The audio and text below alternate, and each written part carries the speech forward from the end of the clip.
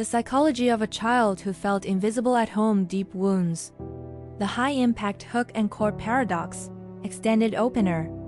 You learned early how to become quiet without making a sound. Not the kind of quiet that comes from peace, but the kind that comes from scanning a room.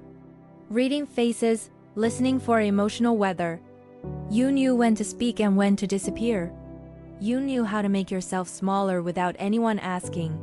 You weren't ignored loudly. There were no dramatic outbursts, no obvious cruelty. There was just absence. Conversations that never quite reached you. Praise that landed everywhere but your chest. Needs that felt inconvenient. Questions that went unanswered. And so, you adapted. You became low maintenance. You learned not to need too much. Not to feel too deeply. Not to take up space. And that was the paradox. The very thing that kept you safe. Your invisibility became the thing that slowly erased you. As a child, fading into the background reduced friction. It kept you from being a burden. It helped you survive emotionally unpredictable environments. But as an adult, that same strategy turns against you. It makes relationships feel hollow. It makes rest feel unsafe. It makes joy feel undeserved. You're not broken, you're patterned. And this is the psychology of a child who learned that being unseen was the price of belonging. Definition and psychological authority. Deep dive in psychology. Invisibility is not about being physically unseen. It's about emotional neglect, a chronic lack of attunement where a child's inner world is not mirrored, named, or validated. No one teaches you what you feel. No one asks what you need. So your nervous system learns something dangerous. My internal experience doesn't matter. Over time, this creates hyper-atttunement. Like a radar dish turned outward. You become exquisitely sensitive to others' moods, shifts in tone, micro-expressions.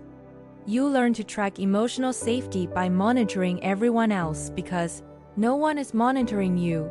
This often pairs with developmental dissociation, not the dramatic kind. The subtle kind. You don't leave your body, you leave your preferences. You detach from desire. You stop checking in with yourself because no one ever checked in with you. Your inner voice grows faint. Neurologically, the brain adapts. The default mode network, responsible for self-referential thought, becomes quiet. The stress response system becomes dominant. You live in a state of readiness rather than presence. Safety becomes conditional.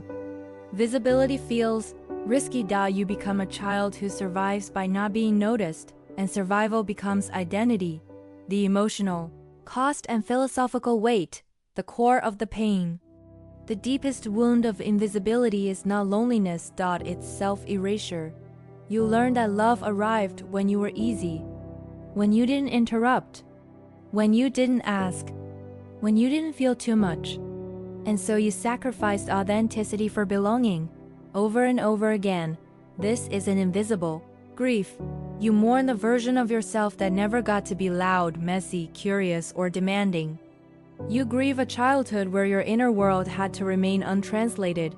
Carl Jung once suggested that what we repress does not disappear, it waits. And invisibility waits. It waits in your difficulty receiving love. It waits in your discomfort when attention lands on you. It waits in your fear of being truly known. The core fear is simple and devastating. If I am fully seen, I will be too much or not enough. So even joy becomes complicated. Rest feels suspicious. Praise feels undeserved. You move through life half present, half braced, as if something might be taken away the moment you relax. You weren't taught how to exist, you were taught how to adapt. Adult manifestation and the unlearning, extensive examples. These patterns don't disappear with age. They evolve. You might notice. In relationships, you become the emotional caretaker. You listen deeply but struggle to be listened to. You feel close, yet unseen. At work, you overperform quietly. You hope competence will earn visibility, yet you avoid advocating for yourself. With boundaries, you feel guilty saying no. You fear that needs equal rejection. Internally, you struggle to identify what you want. Decisions feel heavy. Desire feels vague. With praise, you deflect. Compliments slide off. Attention makes you tense. Emotionally, you minimize your pain. You tell yourself, others had it worse. These are not personality traits. They are coping strategies. The first step toward healing is witnessing, not fixing. Naming the pattern without shaming it. Allowing yourself to see the child who learned that disappearing was safer than asking. You don't gaslight that child. You sit with them. The healing. Conclusion and affirmation. The path to wholeness. Healing invisibility is not about becoming louder. It's about becoming present. Practices like inner child reparenting teach the nervous system something new. Your needs are not dangerous. Your feelings are not excessive. Your presence does not cost love. Shadow work invites back the parts you hid, the anger, the longing, the voice.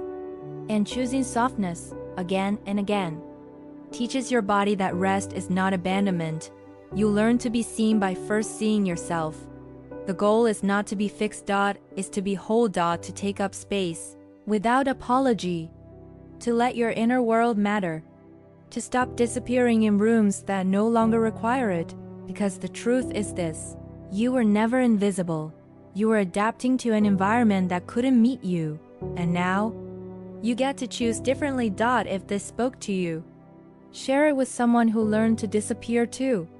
Subscribe if you want more explorations like this. And remember, healing doesn't make you someone new. It brings you home.